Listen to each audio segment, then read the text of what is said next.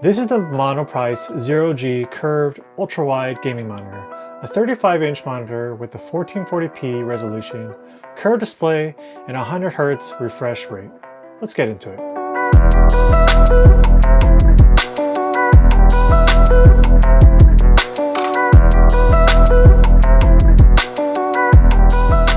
In this video, I'm going to give you my review on the Monoprice's 35-inch ultra-wide curved monitor.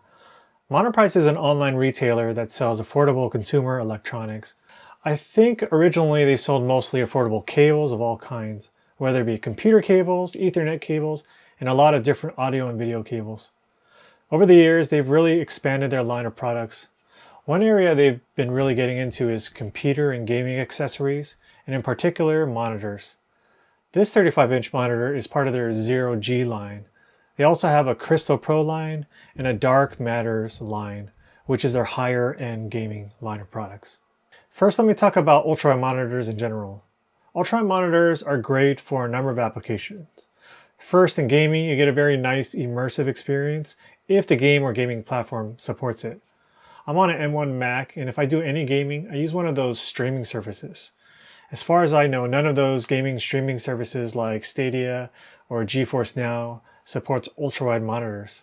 So when I play, I have these huge black bars on each side, which is not a big deal for me. The other area, and I think the main advantage of having an ultrawide monitor, is in the area of productivity. Having the ability to see multiple applications at once is awesome.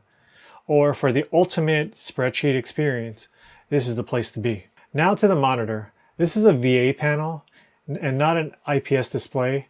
IPS displays have much better viewing angles and better image quality, but something like a 34-inch ultra-wide, ultra-sharp IPS monitor is about double the price I paid for this one. VA panels are more affordable, and they can have a higher contrast ratio, meaning the difference between the light and the darks is very visible on a VA screen. When looking at this monitor, the poorer viewing angles are more apparent on the sides and corners. You can see how it gets a little darker and not as sharp on the edges. It's not terrible though. You can still make out the words and the icons on the right side here. When having windows side by side and tiled, I find myself naturally leaning a bit side to side if I really want to focus on a certain area as well. This is not a con in any way, but it's something I realized that I was doing more. The other thing that helps is that this is a curved monitor. Let's talk about that curve. Personally, I wish the monitor was a little bit more curved. That would help with viewing angles. But this is my first ultrawide monitor that I've owned and used, so I have nothing to compare it to. The amount of curve here is probably an industry standard, and I imagine anything more curved than this would probably drive the prices up. The monitor itself is very responsive. It does have a 100 Hz refresh rate.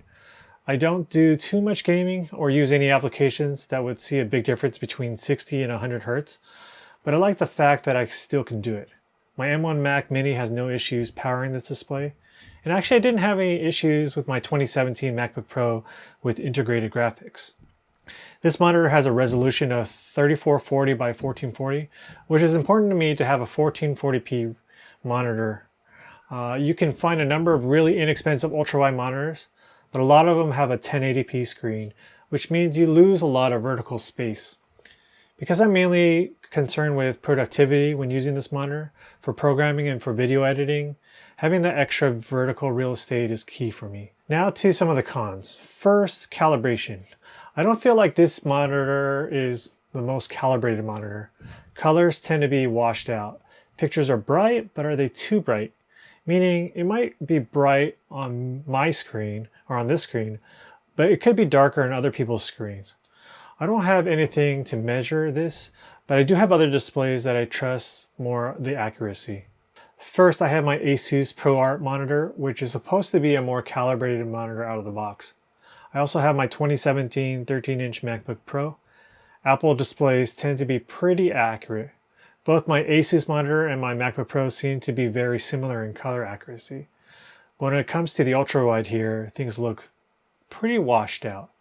One of my future purchases will be a monitor color calibrator, so I can really dial in the accuracy and make sure all my displays match. The next con would be the OSD or the on-screen display. Talking about the menu system of the monitor. To be fair, I don't think I've ever used a menu system on a monitor that I like. This monitor's menu system is no different. The buttons are on the bottom right of the monitor. The nice thing is there is a light on the power button, which helps you kind of locate the buttons, which is a nice touch. Once you're in the menu system, navigating through is not that easy. First, using the right arrow button goes up, the left arrow button goes down. That feels a little bit opposite to me. Because the buttons are on the bottom, you'll have to go by feel to find the right button and advance in the menu system. Overall, the UI experience is not the greatest. The last con, and probably my biggest con for me, is how slow the monitor can be to turn on or wake up from sleep. This might vary from machine to machine, but paired with my M1 Mac Mini, there's definitely some waiting time when waking up from sleep. From the time I try to wake up my computer and this monitor, to the time I can actually start doing something, it takes about 4 to 5 seconds, which is an eternity, especially if I'm in a hurry. Before Apple's recent updates to macOS, I was having issues with my monitor not being able to wake up at all. Other people were having similar issues with their M1 Macs, in particular with older Macs, which leads me to believe that this monitor doesn't use the latest standards when it comes to display communication. Now, would I recommend this monitor?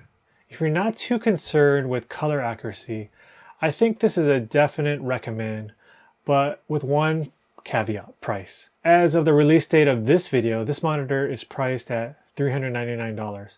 I got it on sale for $299.